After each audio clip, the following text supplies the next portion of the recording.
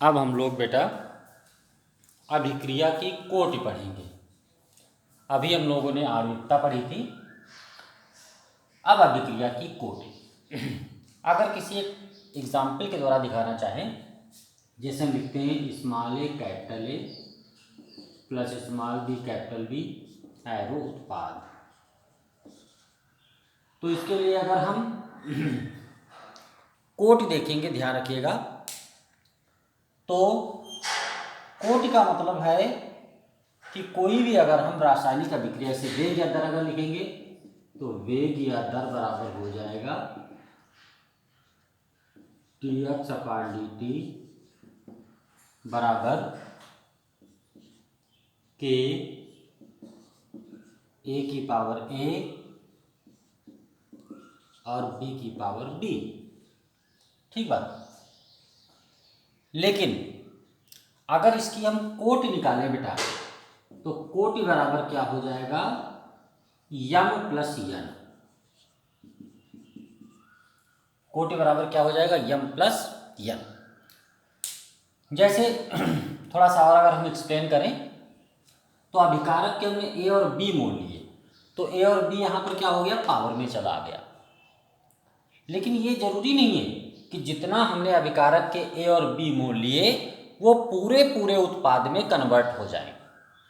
जितने हमने अभिकारक के ए और बी मोल लिए हैं वो पूरे पूरे उत्पाद में कन्वर्ट हो जाए, ऐसा संभव नहीं है।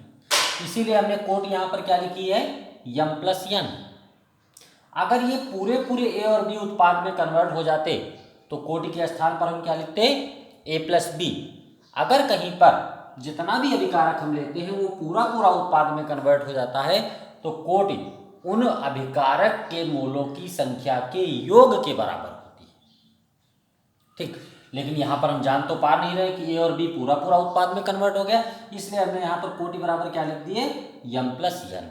कहने का तात्पर्य यह है कि किसी भी रासायनिक अभिक्रिया में भाग लेने वाले अभिकारक अणुओं की वह संख्या जो अभिक्रिया के वेग को निर्धारित करती है। किसी भी रासायनिक अभिक्रिया में भाग लेने वाले अभिकारक अणुओं की वह संख्या जो अभिक्रिया के वेग को निर्धारित करती है क्या कहलाती है, कोटि कहलाती है। अगर ए और बी के पूरे पूरे मोल उत्पाद में कन्वर्ट हो जाते हैं, पूरे पूरे मोल वेग निर्धारक पद में भाग लेते हैं, तो कोटि बराबर फिर क्या हो जाती, ए प्लस बी।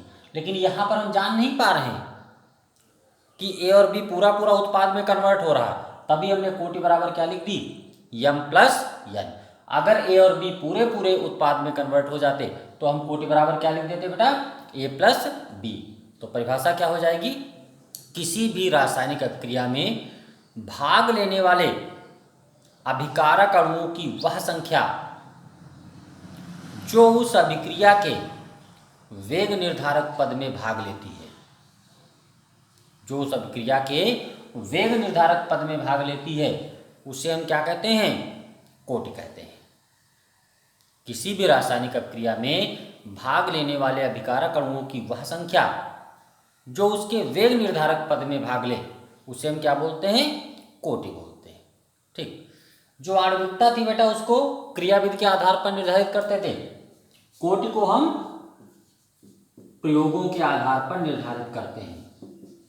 प्रयोगों के आधार पर इसका जो निर्धारण होता है वो प्रयोगों के आधार पर होता है। आंखों से देख करके हम कोटि का पता नहीं लगा सकते।